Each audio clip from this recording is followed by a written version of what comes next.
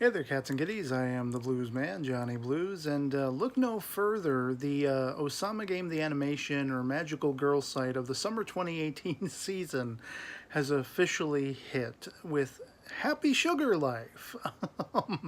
If you've ever watched the JapanChannel.com on YouTube, talking about all the Japanglish and everything, happy sugar life, this kind of thing.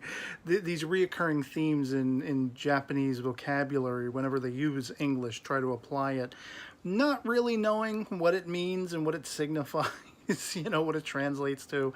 I immediately thought the title of this show was hilarious. Balls off the wall funny, just in a Japanglish frame of mind. But then you actually sit down and watch the show, and it's all kinds of fucked up. Let me just tell you. We are introduced to Matsuzaka, this pink-haired girl, like something cut out of, I don't know, a magical girl show or something.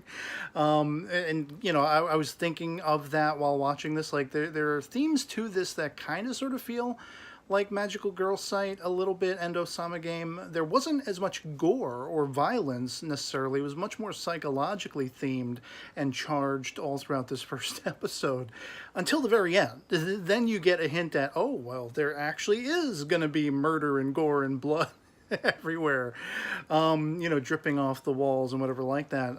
She effectively, is like an intruder, a home intruder who just takes this family's apartment for her own.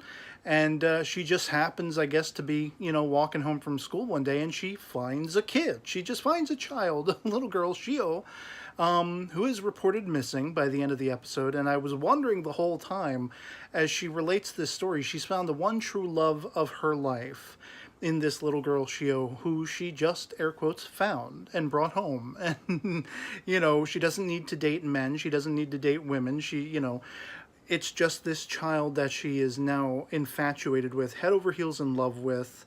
And I hope it doesn't go any further than the sort of elder sisterly, possibly maternal feelings she might have for Shio. I hope nothing disgusting enters the fray there, but I mean, it's already whacked out of its fucking mind anyway, from the get-go.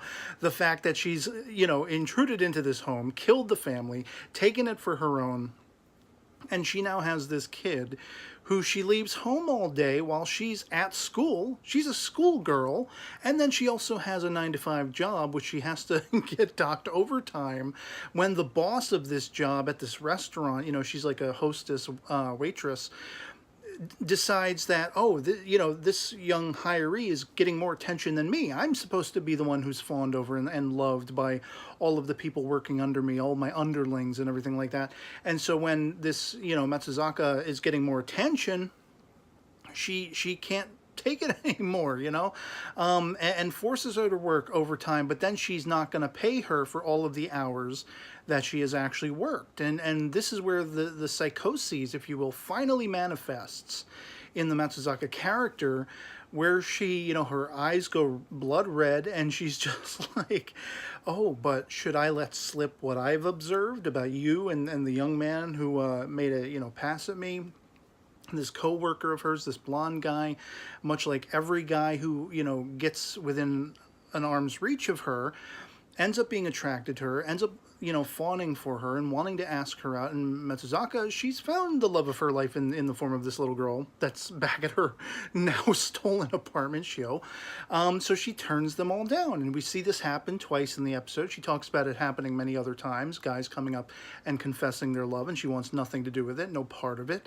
So this boss gets jealous effectively, and it turns out that she had sort of kidnapped and held hostage the blonde coworker guy after, sexually assaulting him. She tied him up and held him in like a closet in her office in the very restaurant, and using his absence, in the job as the excuse why Matsuzaka has to now work the extra hours, which she's not going to get paid extra for.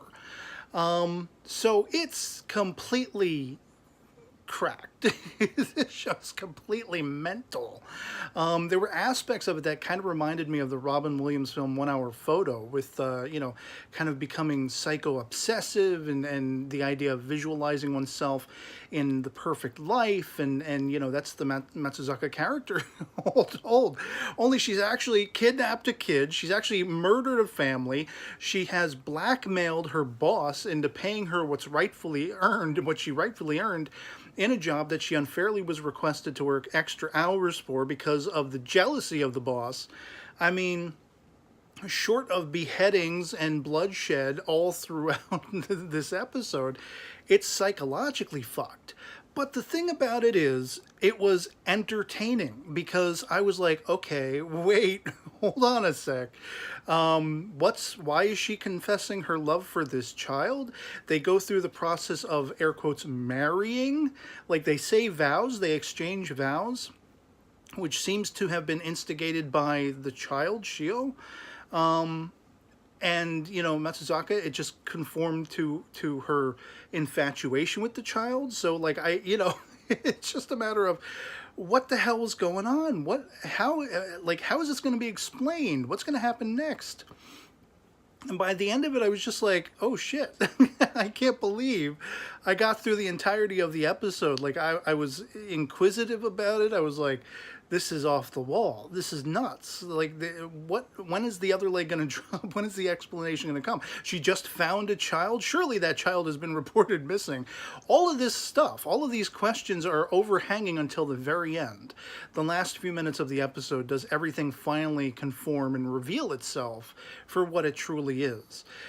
And I was legitimately entertained by the complete, you know, craziness, the off the wallness, the you know, batshit insane, if you will, diagram of this plot. And I have to say, I'm going to be on board for watching this one, just to see how far they go, how far they're willing to go. Again, I hope there's not going to be any sort of, you know, child abuse or anything like that.